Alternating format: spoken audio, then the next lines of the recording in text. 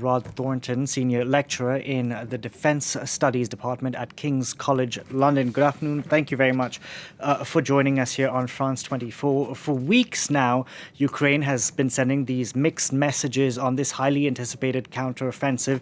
In your opinion, has it already begun? In my opinion, it has begun, yes. But obviously, the Ukrainians do not want to send a message to the Russians to say this is it. Because what they want to do is to fix Russian forces, Russian reserve forces, Russian mobile reserve forces, so they don't know where to go. Where is the main axis of Ukrainian advance? So it's a deception plan on the Ukrainians' part, and so they're keeping secret exactly where their main push will come, eventuate. But at the moment, it's just purely probing exercise, yes, but it might be the real counteroffensive. It's difficult to say. This counteroffensive, of course, comes, if it's underway, we're not sure, but it comes following the explosion of the dam. Will we ever know who was behind that? Well, I think it's fairly obvious who was behind it.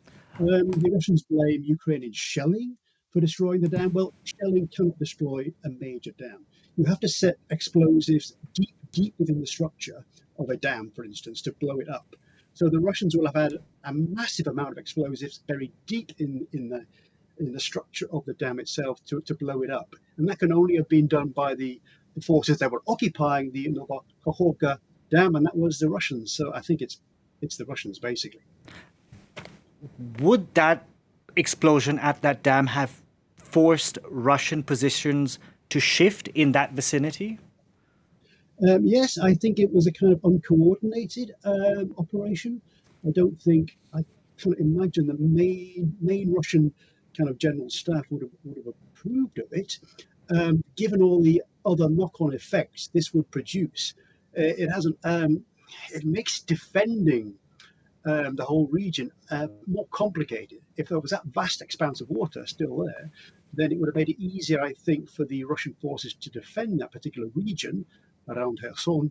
But with the dam blown, it has a major effect initially, but further downstream, shall we say, it's going to cause problems for the Russian military in defensive positions.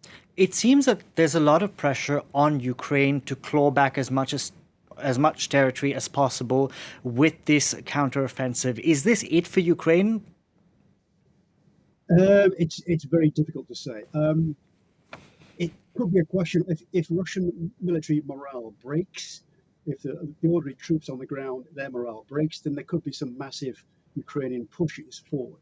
But at the moment, I think the Russian forces tend to be better in the defense than the offense. And I think the greater organization that the Russian forces have now in the defense is certainly preventing any major Ukrainian breakthrough. But if there is a breakthrough by the Ukrainian forces, then Russian military morale could collapse, especially if Russian forces feel or fear being surrounded by a kind of Ukrainian pincer movement, for instance, especially in the south.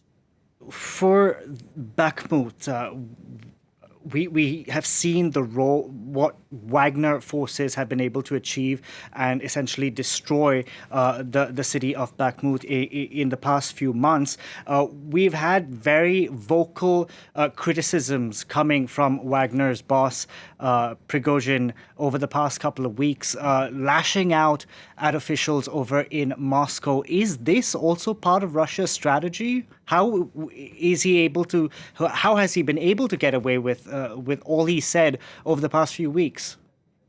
Well, that's a difficult question. Unless you're a Kremlinologist, you understand what's happening in the Kremlin, then it's difficult to say. But certainly Prigozhin feels confident enough to criticize the Russian state and thereby Putin himself.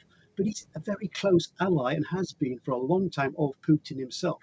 So I think Putin trusts him, and that gives him, Prigozhin, the license to be critical of, in essence, the Russian military. So you can see Putin playing off the Russian military against Prigozhin, and a kind of divide and rule situation, which I think suits Putin. Rod Thornton, we're going to leave it there. Thank you very much for joining us on the program.